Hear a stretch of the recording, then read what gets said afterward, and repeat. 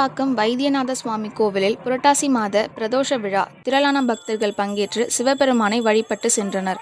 திருவள்ளூர் மாவட்டம் பொன்னேரி அடுத்த வேண்பாக்கத்தில் சுமார் 1200 ஆண்டுகள் பழமை வாய்ந்த அருள்மிகு தையல் நாயகி சமேத வைத்தியநாத சுவாமி கோவில் அமைந்துள்ளது. இந்த கோவிலின் புரட்டாசி மாத தேய்பிறை பிரதோஷ விழா வெகு சிறப்பாக நடைபெற்றது. பிரதோஷ விழாவை முன்னிட்டு வைத்தியநாத சுவாமிக்கு சிறப்பு அலங்காரத்துடன் விசேஷ வழிபாடு நடத்தப்பட்டது. விழாவின் சிறப்பம்சமாக நந்தீஸ்வரருக்கு பால், தேன், பன்னீர், தயிர், விபூதி, சந்தனம், இளநீர் மற்றும் வாசனை திரவியங்களுடன் செய்யப்பட்ட அபிஷேகத்தை பக்தர்கள் கண்குளிர கண்டு பக்தி பெருக்குடன் வணங்கினர். இதனைத் தொடர்ந்து சிவபெருமானுக்கும் மகாநந்திக்கும் தீபாராதனை காட்டப்பட்டது.